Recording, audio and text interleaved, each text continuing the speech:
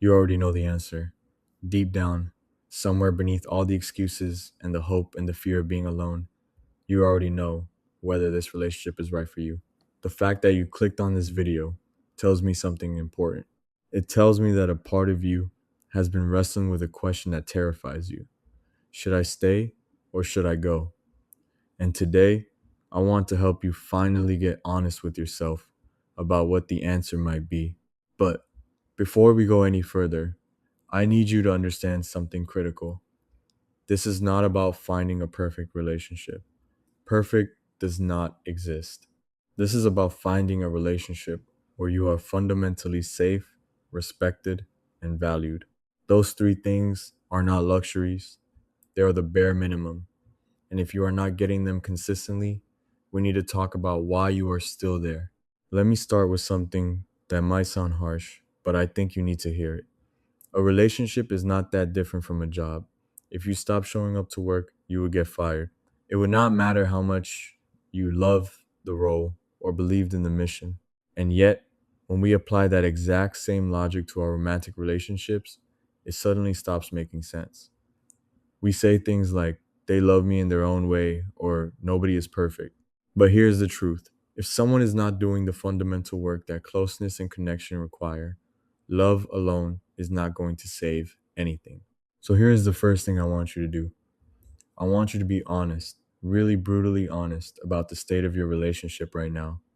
Not what it could be, not what it was in the beginning, not what it looks like on Instagram. Right now, today. Does it work for you? Does this relationship leave you feeling connected, fulfilled, and emotionally safe more often than it leaves you feeling anxious, lonely, and invisible? For a lot of you watching this, the answer is going to sting. Because admitting that something is broken is the first step toward having to do something about it, and doing something about it is the part that scares us the most.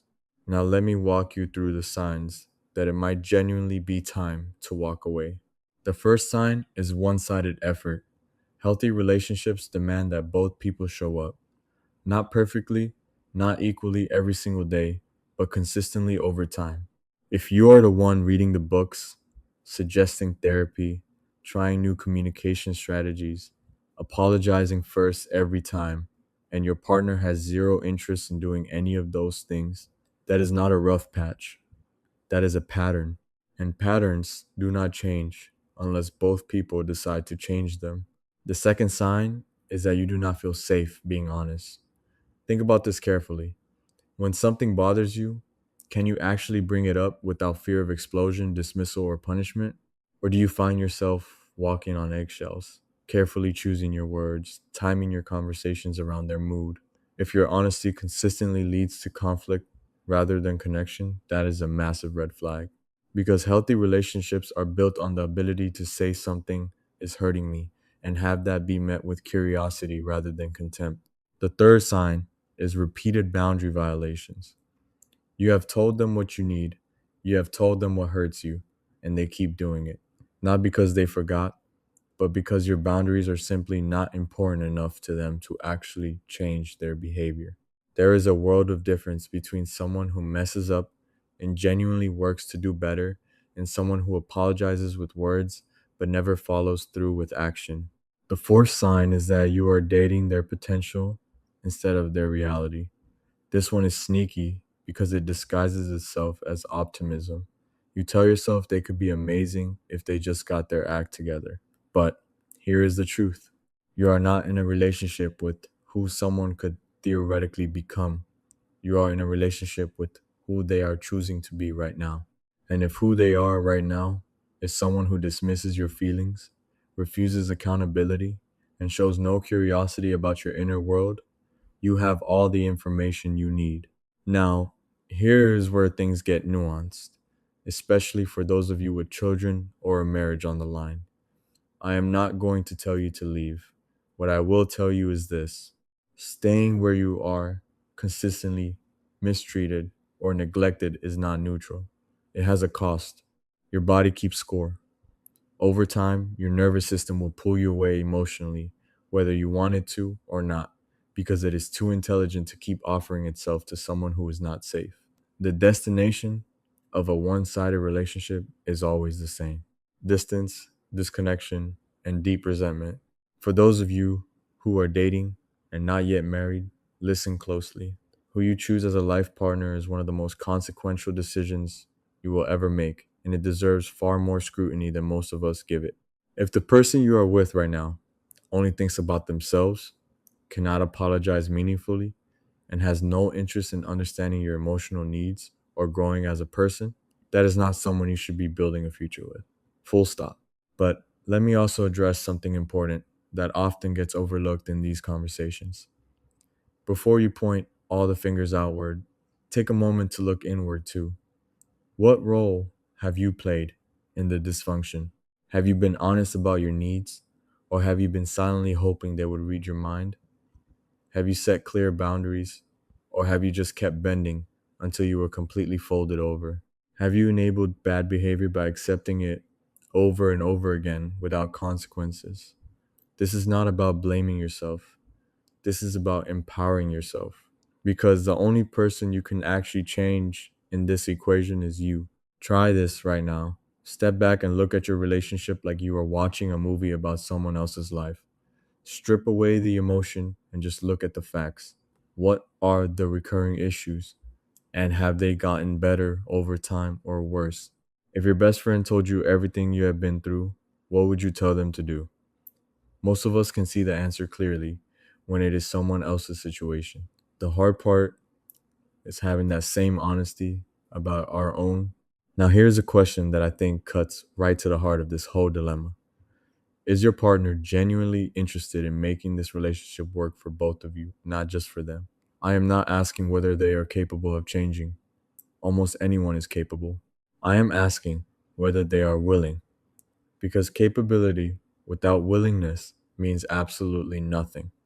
Knowing you should do something and actually putting in the effort to do it produce two completely different outcomes. If you have been shown repeatedly through their actions that they are not interested in growing and taking responsibility and learning how to make you feel valued, then you have your answer. Every decision we make in life leads somewhere. Do not ignore the trajectory of a relationship where only one person is invested in its health. That road leads to loneliness, even while you are technically with someone. And that is one of the most painful kinds of loneliness there is. For those of you who do decide to leave, I want to prepare you for something. People on the outside are going to have opinions. They're going to say things like, oh, that is too bad, it did not work out, as if you were the one who failed. But they did not see what was happening behind closed doors. They did not see you carrying the entire emotional weight of that relationship. They did not see you apologizing first every single time, biting your tongue to keep the peace, shrinking yourself to avoid conflict. The person who walks away from an unhealthy relationship is not the one who failed it. The person who refused to do the work of showing up day after day is the one who let it die. And I also want to acknowledge that every choice comes with grief. If you leave, you will mourn what could have been, the dreams you had, the future you imagined together. If you stay, you will mourn the version of yourself that wonders what life would have looked like if you had been brave enough to go. There is no path here that is completely painless, but there is a path that leads toward health, toward self respect, toward the kind of relationship you actually deserve. And sometimes finding that path requires letting go of the one you are on. Whether you stay or go, commit to becoming the healthiest version of yourself. Learn what you need to feel loved, how to communicate those needs clearly, how to set boundaries without guilt, and how to recognize red flags before you rationalize them away.